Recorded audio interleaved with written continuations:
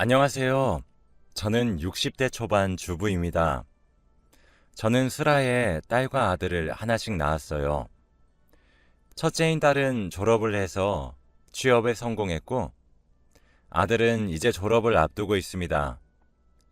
결혼한 지는 30년이 되었어요. 저는 결혼을 하자마자 시댁과 합가해서 살았습니다.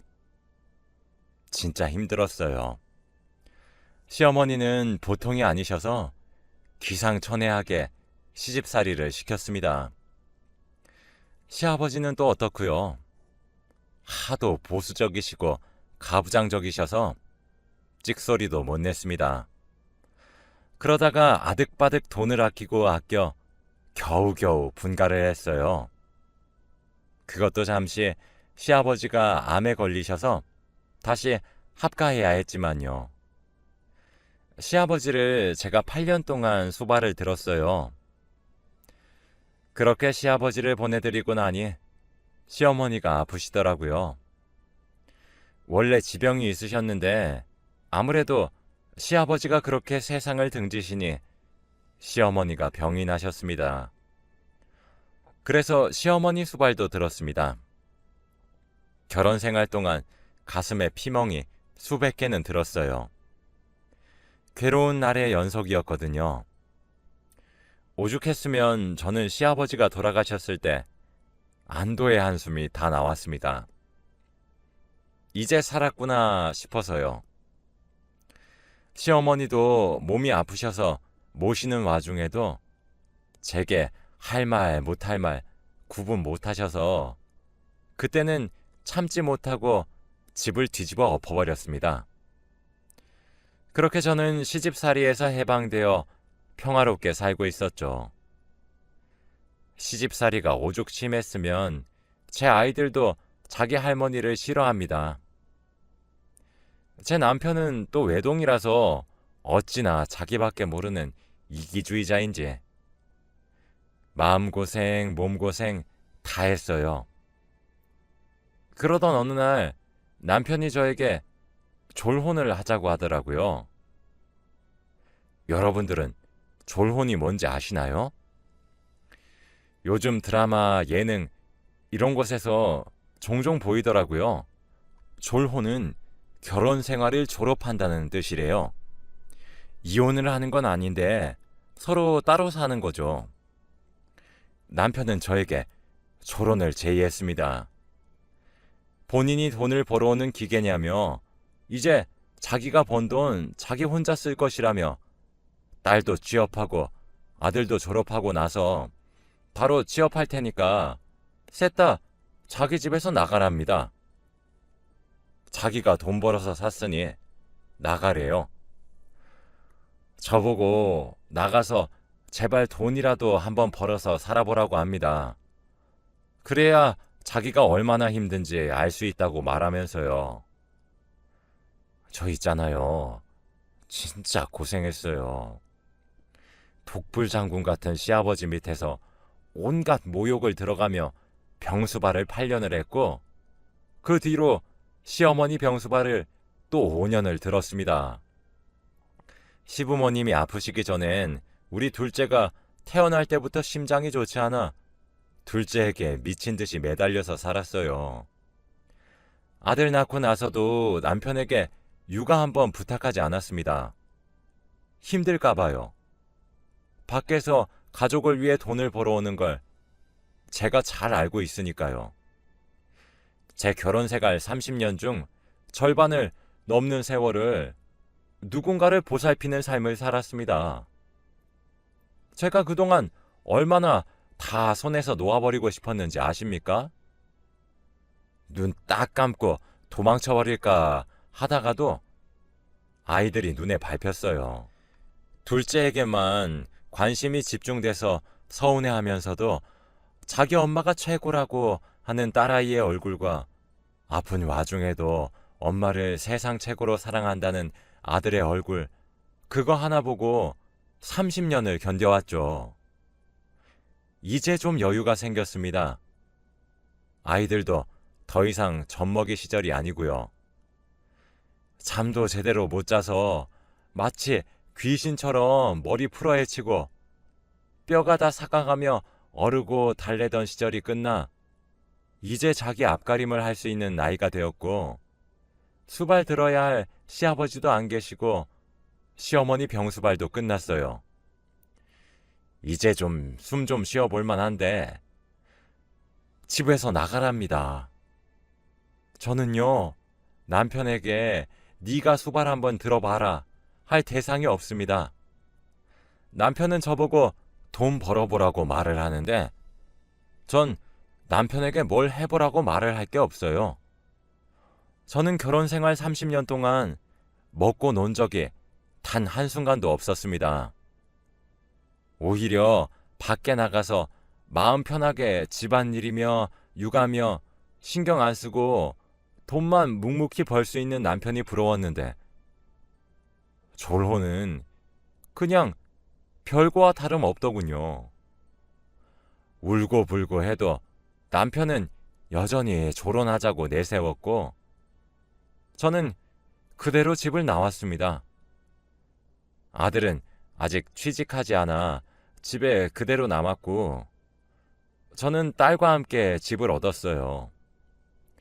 멍청하게도 30년 동안 제 앞으로는 돈이 한 푼도 없어 보증금도 딸이 모은 돈으로 해결했죠. 거실 하나에 방이 2개 딸린 곳으로 말이죠. 몇 달 나가 살아보면 저는 남편이 제 존재의 소중함을 깨우칠 줄 알았습니다. 그렇게 집을 나와서 독립한 지 3달 정도가 지나게 되었죠. 시간이 지나니까 딸과 둘이 사는 것도 나름대로 괜찮더라고요.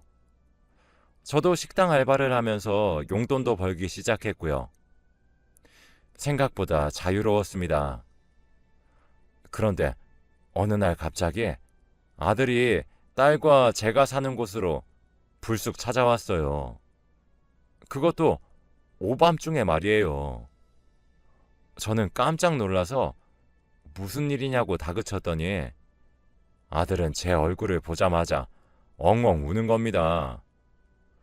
어렸을 때는 많이 아팠지만 클수록 많이 건강해져서 씩씩해졌던 아들이고 성인이 되고 난 이후로는 제 앞에서 눈물 한 방울 흘린 적이 없는 아이라 너무 놀랐어요. 딸아이도 놀래서 울지만 말고 말을 하라고 다그쳤습니다. 일단 딸이 아들을 달래보겠다고 애를 밖으로 끌고 나갔고 저보고는 내일 말을 할 테니 먼저 자라고 하더라고요. 걱정이 되었죠. 잘한다고 어떻게 엄마가 돼서 편하게 잠을 잘 수 있겠나요? 아들과 딸은 새벽이 늦도록 집으로 돌아오지 않았어요.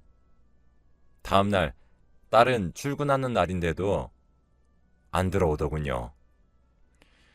아침이 되어서 돌아온 둘을 보고 저는 화를 냈습니다.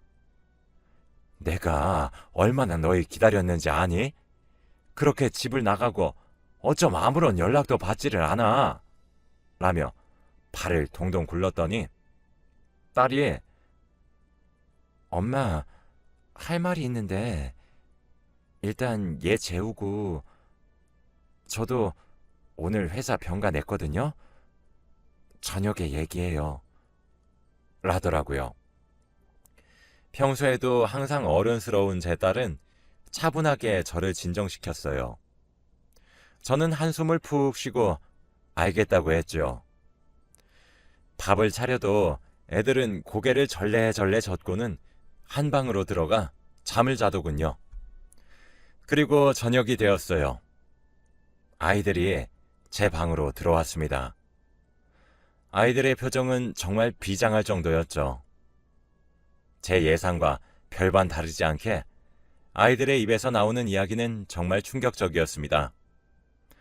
바로 남편의 외도에 관한 이야기였거든요. 사실 저보다 아이들이 먼저 눈치를 챘던 것이었어요. 어쩐지 제 딸은 원래 부당하다고 생각하면 무서운 자기 아빠한테도 바락바락 대들던 아이였는데 집에서 나가라는 소리에 저를 끌고 나온 것이 이상하긴 했어요. 딸은 원래 어느 정도 눈치를 챈 상태였지만 정확한 물증이 없어서 제게 말을 못 해왔다고 합니다. 사실 물증이 있었어도 엄마가 어떻게 받아들일지 걱정이 돼서 말하는 게 힘들었을 것이라고 하더라고요. 그 말에 아들은 자기가 이어 말하며 그런데 그 물증을 자기가 가져왔다고 합니다. 딸이 저와 함께 집을 나가기 바로 전날에 딸이 아들 방에 들어와서 아빠 감시 잘해? 라고 했대요. 그러면서 감시하다가 이상한 점 있으면 바로 누나 집으로 튀어와 라고 말했다고 합니다. 처음에 아들은 누나가 무슨 헛소리를 하나 싶어서 대수롭지 않게 생각했고 아빠한테도 생각을 바꿔보면 안 되겠냐고 몇 번이나 물어봤대요. 그렇게 딸과 제가 집을 떠난 후 남편은 가사 도우미를 고용했다고 합니다. 그러면서 아들에게 지혁아, 남자 둘이서 살림을 살려고 해보니 도저히 못할 것 같아서 내가 가사 도우미를 하나 고용했어. 그러니까 예의 바르게 대하도록 해. 라고 했대요. 처음엔 제 아들도 가사 도우미에게 깍듯이 대했다고 했죠. 그런데 가사 도우미가 어느 순간부터 자꾸 큰 방에서 나오더랍니다. 제 남편 혼자 지내는 방에 자꾸 들락날락 거리니까 아들은 너무 의심이 들었나 봐요. 하루는 새벽에 화장실에 가고 싶어 아들이 일어나서 방 밖으로 나갔는데 큰 방에서 남편과 가사 도우미가 나누는 말소리가 들렸대요. 아들은 갸우뚱해서 가까이 다가가 엿들었는데 남편과 가사 도우미의 호칭이 여보, 자기, 뭐 이딴 것들이더랍니다. 그걸 아들이 딸에게 말을 하며 누나가 감시하라고 했던 말이 이런 일 때문이었어? 라고 물었고 딸은 진정하라고 아들을 다독인 후 증거물을 잡아오라고 했대요. 그렇게 저는 아무 사실도 모르고 지낼 동안 제 아이들은 저를 위해 고군분투를 해오고 있었던 것이었죠. 딸과 아들은 계획적으로 남편의 외도 근거를 착실히 모아왔습니다. 남편이 잠든 틈을 떠나 남편의 휴대폰을 훔쳐 도우미와 주고받은 더러운 대화들을 백업했고 남편 차에 있는 블랙박스들을 틈틈이 옮겨 담아왔죠. 아들이 저희 집으로 헐레벌떡 달려왔던 날은 아들이 결국 남편의 결정적이었던 장면을 목격하고 돌아온 길이었어요. 여느 때와 달리 남편의 차에 가서 블랙박스를 빼내와 백업을 하려고 했는데 자동차가 움직이더랍니다. 슬금슬금 차로 가까이 다가갔더니 믿지 못할 일이 벌어지고 있었다고 하네요. 딸은 아들에게 그날 자초지종을 듣고 바로 남편 차의 블랙박스를 빼내와 파일을 백업시켰던 것이었죠. 저는 아이들에게 아빠 자동차 열쇠는 어디서 난 거니? 라고 물었어요. 딸은 그냥 아빠가 엄마 보고 집에서 나가라고 했던 날에 슬쩍 가져와서 바로 열쇠집에 가서 복사했어. 그리고 지혁이한테 지어주고 돌려놨지. 라고 했죠. 저는 그 증거들을 가져오라고 말을 한 뒤 아이들을 방으로 내보냈습니다. 그리고 더러운 메신저 내용들과 블랙박스에서 나눈 대화 등등을 전부 두 눈으로 똑바로 든 채로 바라봤어요. 대화를 요약해보니 제가 시아버지 병수발을 들었을 때부터 시작된 관계더군요. 이제 좀 있으면 알고 지낸 지가 10년이 되어 가더라고요. 저는 멍청하게도 10년의 세월 동안 눈치조차 채지 못했습니다. 모든 사실을 알게 된 그날을 기점으로 저는 시름시름 앓게 되었어요. 사실 너무 충격적이었거든요. 저는 남편 하나만 바라보고 살았고 그렇게 헌신적으로 살아왔는데 배신감에 치가 떨렸습니다. 딸과 아들은 열이 올라 누워서 끙끙거리는 제 손을 잡으며 자기들은 괜찮으니 엄마를 위해 제발 이혼을 하랍니다. 억장이 무너지는 것만 같았습니다. 다른 사람도 아니고 제 자식들에게 남편의 외도가 들킬 수 있습니까? 억장이 무너져 내리는 것만 같았습니다. 이런 사실을 알려줘서 미안하다며 그럼에도 불구하고 자기들이 제일 사랑하는 엄마가 아무것도 모른 채로 불이익을 당하는 것은 봐줄 수 없다고 울면서 말을 하는 아이들을 보고 있으니 참 뭐라 설명해야 할지. 저는 그 모습을 보고 이혼을 결심했습니다. 남편이 너무나도 괘씸했어요. 사실 저만 아는 사실이었으면 아이들에게 아빠를 뺏고 싶지 않아 넘어갔을지도 모릅니다. 무엇보다 소중한 제 보물들이니까요. 그러나 이미 아이들에게 먼저 들킨 이상 남편을 용서해 줄 수는 없었죠. 제 자식들이 대체 무슨 심정으로 저에게 모든 사실을 알렸겠습니까? 저는 독해지기로 결심을 했어요. 며칠 뒤 몸을 추스른 후 저는 변호사를 만나러 갔어요. 이혼 소송과 관련하여 상담을 받았습니다. 며칠에 걸쳐 저는 소장을 작성했어요.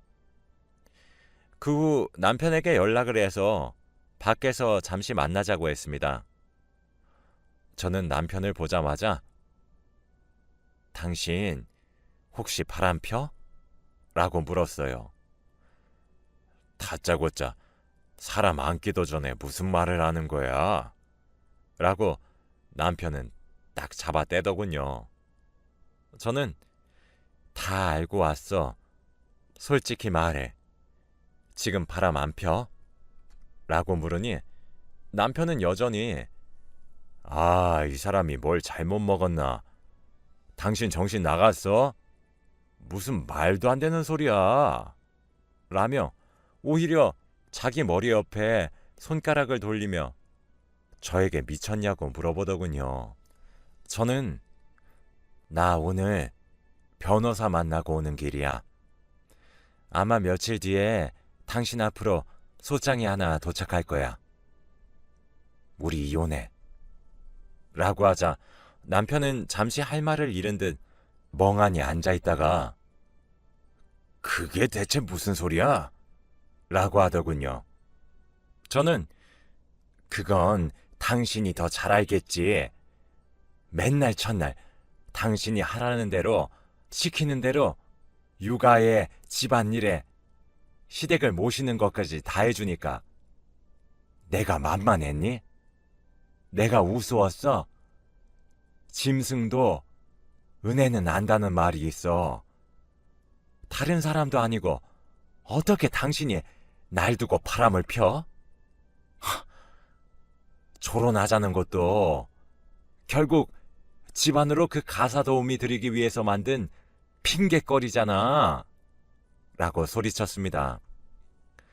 차분하게 말을 하고 싶었지만 결국 저는 이성을 잃게 되었죠.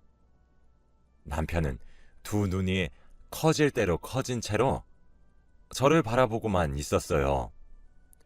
저는 씩씩거리며 사람을 바보로 봐도 정도가 있어야지. 그래, 10년 가까이 만난 네 애인이랑은 나랑 이혼하고 난 뒤에 결혼할 거니? 네가 사람이야? 당신이 사람이냐고? 라고 소리치며 제 앞에 놓여있던 제 커피를 들어 남편 얼굴에 들이부었습니다. 전 그걸로도 모자라 남편 몫의 음료도 남편 얼굴에 부었어요. 그리고 음료를 받치고 있던 쟁반을 들어 남편에게 휘둘렀습니다. 남편은 어버버하다 저한테 맞기 시작하자 정신을 차렸는지 제 두 손목을 잡으며 저를 제압하기 시작했죠. 어차피 힘에 부쳤던 저는 남편의 손을 뿌리친 뒤 가방을 챙기고 일어나 마지막으로 남편 뺨을 내려쳤어요. 이혼하고 2번 다시 날 찾아오지 마.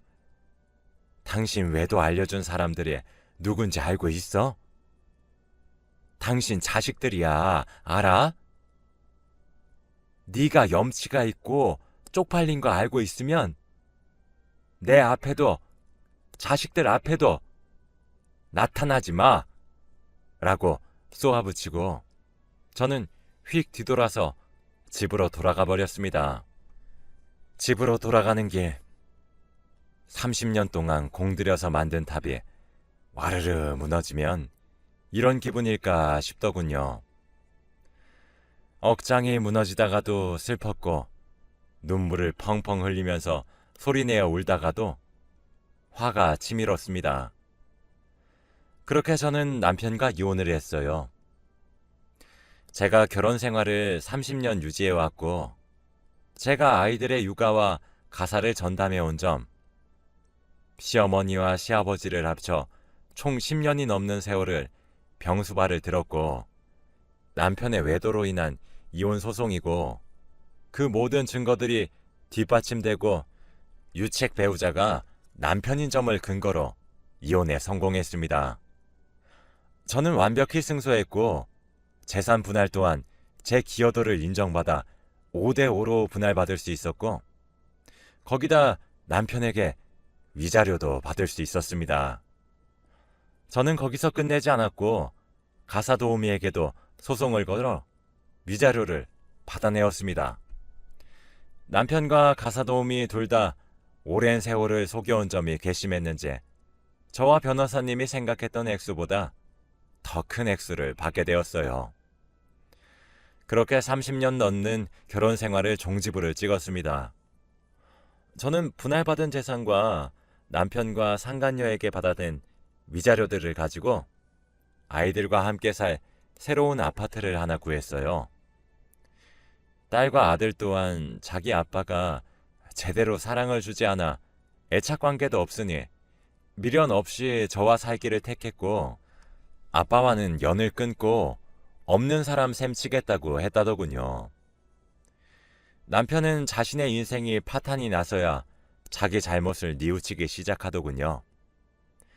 자기가 미쳤었다며 돌아와 달라고 빌었습니다. 이혼 후에도 미친 듯이 전화가 왔고 제가 전화를 피하면 어떻게 알아낸 것인지 제가 알바를 하고 있는 식당에도 찾아오고 새로 살기 시작한 집 앞으로도 찾아왔어요. 술을 먹고 전화를 하기 일쑤였죠. 어떤 날은 욕설을 하면서 저를 저주하다가도 어떤 날은 울면서 미안하다고 제발 기회를 달라고 울었습니다. 정말 지긋지긋했어요. 전화를 아예 받질 않아 버리면 수십 통씩 미친 듯이 전화를 걸 때도 많았죠. 안 만나주면 차라리 죽어버리겠다고 저에게 협박을 하기도 했고요. 자기한테 돌아오지 않으면 저희 세 가족을 모두 죽여버리겠다고 하더군요. 저는 그 모든 것들을 다 녹음하고 증거를 남겼고 변호사를 찾아가 논의했습니다. 변호사님 말로는 고소까지 할 수 있을 것으로 보이고 접근 금지 가처분 신청도 함께 하자고 하시더군요. 저는 내일 법원에 또 갑니다. 이젠 법원이 친근할 정도네요. 10년 가까이 저를 기만할 때는 언제고 남편은 이제서야 제게 미친 듯이 사랑한다고 말을 해요. 참 우스웠습니다. 그리고 참 씁쓸했어요. 그래도 사랑해서 결혼했던 건데 제가 이 나이 먹고 이혼하게 될 줄 몰랐죠. 변호사님이 말씀하시길 이번에도 저에게 유리하게 적용될 것 같다고 하시더라고요. 저는 아이들과 셋이서 오순도순 잘 살고 있습니다. 딸과 아들이 증거가 없이 미리 말하지 못한 것에 대해 죄책감을 가지고 있는 것만 같아 마음이 참 아파요. 부모 잘못 만나 고생만 시키는 것 같네요. 바로 저번 달에 아들도 취업에 성공했는데 엊그제 제게 하얀 봉투를 하나 쥐어주더라고요. 뭔가 싶어서 열어봤더니 돈이었어요. 아들은 엄마, 원래 돈은 봉투에 담아줘야 있어 보이잖아. 우리 엄마 그동안 마음고생 심했으니까 아들내미 첫 월급 마음껏 쓰세요. 라며 건네주더라고요. 눈물이 어찌나 나던지 남편은 밉지만 이런 아이들을 낳아 기르게 해준 점 하나만은 고맙네요. 제 딸도 그런 아빠 있어봤자 하등 쓸모없다고, 그런 사람이 자기 결혼식 혼주석에 앉는 것은 재앙이라고 말하며 제 마음을 덜어줍니다. 비록 이 나이 먹고 이혼을 했지만 제가 귀하다고 말해주는 아이들과 함께 잘 살아가 보려고 해요. 저뿐이라는 아이들을 바라보고 있으니 앞가림을 스스로 하고 있음에도 불구하고 제겐 여전히 어린 아이들처럼 보이네요. 저도 이제 제 인생을 귀하게 여기려고 해요. 내일을 앞두고 마음이 싱숭생숭해 이렇게 사연을 보내봅니다. 제가 글솜씨가 없어 잘 적었는지 모르겠네요. 제 이야기를 들어주셔서 정말 감사드리고 또 제 이야기를 들어주신 모든 분들도 귀한 사람들이니까 스스로를 소중히 여겼으면 좋겠다고 바라며 이만 글을 마칩니다. 다들 행복하시길 바래요.